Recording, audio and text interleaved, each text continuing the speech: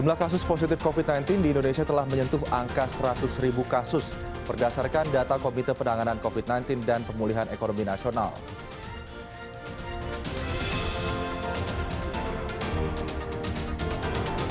Kawanan sapi yang baru saja turun dari kapal di Pelabuhan Merak, Kota Cilegon, Banten, terlepas dan mengamuk hingga masuk ke permukiman penduduk. Akibatnya, 6 orang warga jadi korban amukan hewan ternak itu dan 1 rumah rusak. Warga Korea Utara akan dihukum pemerintah bila ketahuan menonton film drama buatan Korea Selatan.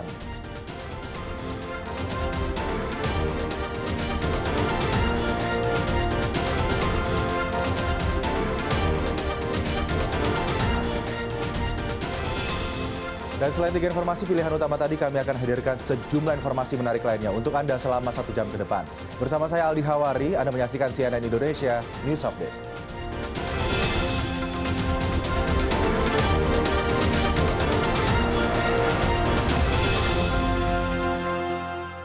Jumlah kasus positif COVID-19 di Indonesia telah menyentuh angka 100.000 kasus. Kebijakan pemerintah mulai dari pemberlakuan PSBB hingga menggelontorkan dana hampir 700 triliun rupiah masih belum mampu membendung laju penularan COVID-19.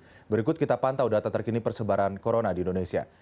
Hingga Senin sore ini, kasus COVID-19 di Indonesia bertambah 1.525 orang menjadi lebih dari 100.000 orang. Sementara 58.000 lebih orang dinyatakan sembuh dan yang meninggal mencapai 4.838 orang. Sejak 25 Juni hingga akhir bulan Juli ini, penambahan kasus positif selalu di atas angka 1.000. Penambahan tertinggi terjadi pada tanggal 9 Juli 2020 dengan jumlah penambahan mencapai lebih dari 2.600 kasus. Presiden Joko Widodo sempat mengungkapkan puncak corona di tanah air diperkirakan terjadi pada Agustus hingga September. Namun menurutnya semuanya bisa berubah jika tidak ada langkah signifikan. Untuk itu Jokowi meminta menterinya untuk bekerja keras. Informasi berikutnya, Ketua Satuan Tugas Penanganan COVID-19 Doni Monardo meminta seluruh perkantoran baik kementerian, lembaga maupun swasta untuk mematuhi aturan kapasitas 50% jumlah karyawan yang diperbolehkan masuk kantor. Cara ini dilakukan untuk mengantisipasi munculnya kasus positif COVID-19 yang menjadi klaster baru yang muncul dari aktivitas perkantoran. Doni Monardo meminta perusahaan dan pengelola gedung yang sudah membuka aktivitas perkantoran untuk terus melakukan pembagian shift kerja. Tujuannya agar ruangan kantor hanya terisi 50% dari total karyawan yang ada. Selanjutnya, Doni juga mengingatkan sejumlah karyawan yang masuk dalam kategori rentan terpapar COVID-19 untuk tetap bekerja dari rumah atau WFH. Seperti yang berusia di atas 45 tahun dan mereka yang memiliki komorbid atau penyakit penyerta. Hal ini bercermin dari data yang ada, 85% pasien COVID-19 meninggal lantaran memiliki komorbid atau penyakit penyerta seperti jantung, asma, diabetes, hipertensi, dan lainnya. Ini dipatuhi, berarti jumlah karyawan atau pegawai yang berada di kantor itu setengah dari jumlah yang ada. Termasuk juga diharapkan seluruh pimpinan, baik kementerian lembaga dan juga swasta, agar mereka yang memiliki risiko rentan untuk tidak dulu diberikan kewajiban ke kantor. Kelompok rentan ini termasuk. Selain pasar tradisional, perkantoran kini menjadi klaster baru penularan COVID-19 di Indonesia.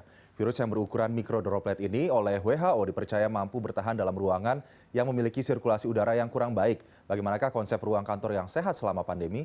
Berikut ini informasinya.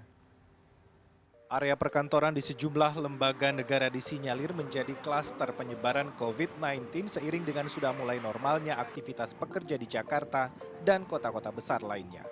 Beberapa waktu lalu, 3 karyawan Radio Republik Indonesia terdeteksi positif COVID-19.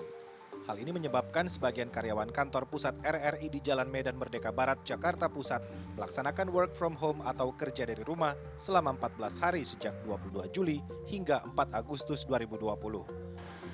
Kantor Lembaga Administrasi Negara di Jalan Veteran, Jakarta Pusat ditutup sejak 22 hingga 29 Juli 2020 terkait adanya 17 pegawai termasuk salah satu pejabat tingginya yang terkonfirmasi positif COVID-19. Sebelumnya 8 Juli lalu Gedung E, Kementerian Pendidikan dan Kebudayaan juga ditutup selama 2 pekan setelah 15 karyawannya positif COVID-19. Organisasi Kesehatan Dunia WHO mengeluarkan pernyataan tentang kemungkinan virus corona mampu menyebar melalui udara atau airborne, terutama di ruang tertutup seperti gedung perkantoran. Peringatan ini penting bagi pengelola gedung agar memperketat protokol kesehatan dan memperhatikan aliran udara di dalam gedung. We have been talking about the possibility of airborne transmission and aerosol transmission as one of the modes of transmission of COVID-19, as well as droplet. We've looked at fomites. Epidemiolog Universitas Indonesia Pandu Riono mengatakan droplet seseorang yang terinfeksi di area dengan sirkulasi buruk membuat virus terperangkap di udara. Kalau nggak tersirkulasi kan muter-muter di situ aja kan. Kalau di situ ada kontaminasi apapun, mungkin virus, mungkin benda berbahaya, ya muter-muter di situ. Tapi kalau ada sistem yang bisa mengeluarkan sebagian udara keluar, ya kan, dengan demikian udara kita kan relatif lebih bersih. Ya kan, jangan menggunakan sirkulasi udara aja, kelihatan dingin, tapi udaranya udara yang sama, udara yang dikeluarkan orang lain, ya kan, tapi tidak udara dari luar. Hal serupa dikemukakan oleh ahli sistem tata udara yang juga anggota American Society of Heating and Air Conditioning Engineers atau ASHRAE Chapter Indonesia Kafyudin. Menurutnya, pengelola gedung perkantoran harus mulai memperhatikan sirkulasi udara di area-area kerja. Jika ada jendela, dianjurkan untuk dibuka sehingga ada pertukaran udara. ASHRAE itu menganjurkan untuk memaksimalkan pertukaran udara yang ada di dalam gedung. Yang berarti banyak udara yang harus dibuang.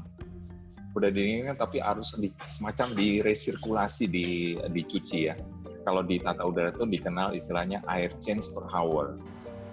Sirkulasi udara di ruang tertutup terutama di gedung perkantoran kini menjadi hal yang sangat krusial di tengah pandemi COVID-19. Para ahli menekankan pentingnya sirkulasi udara.